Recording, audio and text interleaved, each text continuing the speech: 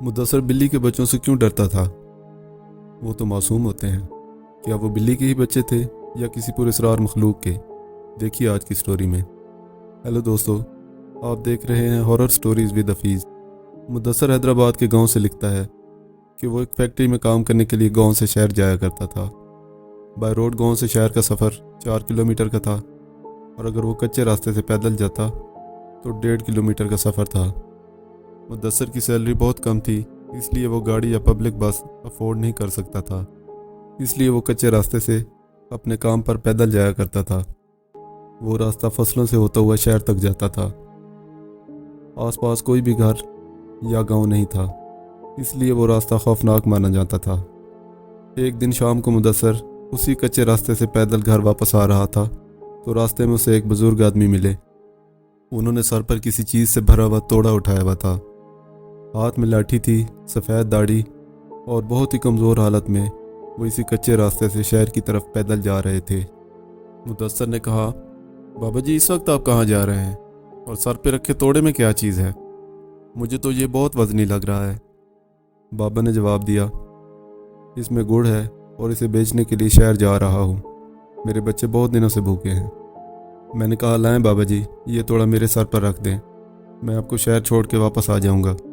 आप इतना वजनी तोड़ा उठाकर शहर तक नहीं पहुँच पाएंगे।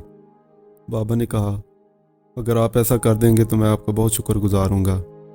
मैंने कहा, शुक्रिया वाली कौन सी बात है, लाएं मेरे सर पर तोड़ा रखें। मैं वो तोड़ा उठाए वापस शहर की तरफ मुड़ा और बाबा जी को साथ लिए शहर की तरफ चलना शुरू कर दिया। तोड़ा इतना वजनी था कि मेरे पसीने निकल रहे थे, मगर मैं ये सोच रहा था, जो तोड़ा मैंने इतनी मुश्किल से सर पर उठाया हुआ है, वो बाबा जी कैसे इतना वजनी तोड़ा उठाकर यहाँ तक लाए हैं। मैंने बाबा जी से यही पूछने के लिए उनकी तरफ देखा तो बगैर वज़न उठाए पैदल चलते बाबा जी की सांसें फूल रही थीं, जैसे उनसे चला भी ना जा रहा हो। इनकी ये हालत देखकर मैंने चुप रहना ही बेहतर समझा।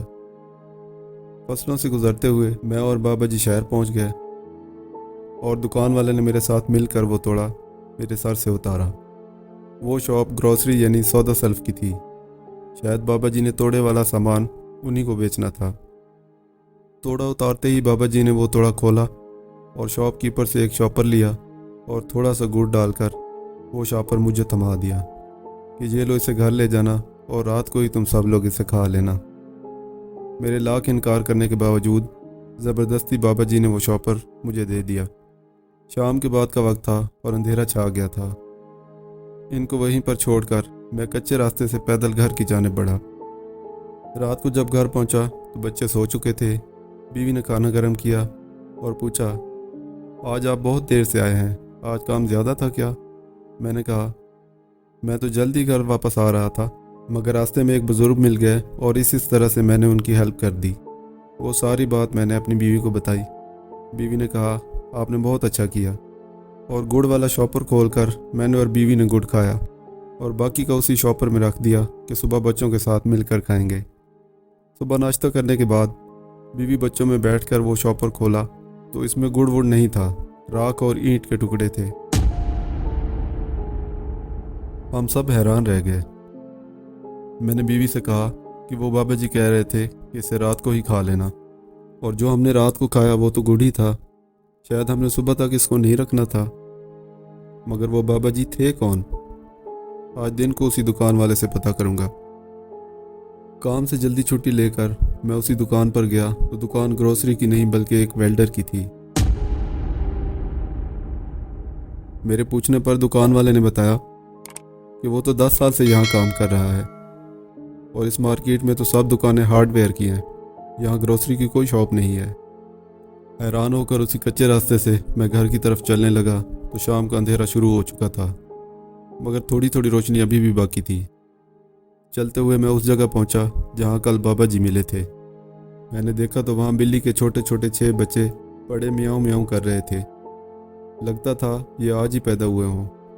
मैंने सोचा, कितना जालिम कौन हो सकता है जो इतने छोटे बच्चों को वीराने में छोड़कर चला गया है। यही देखने के लिए मैंने दाएं बाएं देखा तो कोई बंदा नज़र नहीं आ रहा था। मैंने दिल ही दिल में सोचा कि मैं इन सबको उठाकर घर ले जाता हूँ ताकि इनको कुछ खिला पिला सकूँ। ये बहुत ही भूखे होंगे। मैं वापस बिल्ली के बच्चों के पास गया तो अब वो बच्चे बिल्ली के नहीं थे बल्कि कुतिया के बच्चे थे। मैं वहाँ से दौड़ा और इतना तेज़ दौड़ा कि बड़ी बड़ी फसलों को तोड़कर भागता रहा और एक लम्हे के लिए भी पीछे मुड़कर नहीं देखा। घर पहुँचा तो तेज़ बुखार हो गया था। 3 दिन तक काम पर नहीं जा सका और दवाएं खाने के बाद ठीक हुआ तो मैंने वो रास्ता ही छोड़ दिया। दोस्तों, इस तरह के शॉर्टकट रास्ते से नहीं जाना चाहिए, जो कि करीब तो पड़ता है मगर कोई ना कोई लॉजिक ज़रूर होती है जिस वजह से वो रास्ता बाकी सारे लोग नहीं अपनाते। आज की स्टोरी आपको कैसी लगी हमें कमेंट्स में बताइए, और अगर आपके पास कोई ट्रू स्टोरी है तो डिस्क्रिप्शन में दिए गए नंबर पर हमें भेजिए। हम आपकी स्टोरी पर वीडियो बनाएंगे। और इसी तरह की स्टोरीज़ देखने के लिए हमारे YouTube channel horror stories with Hafeez को सब्सक्राइब कर लीजिए। Thank you.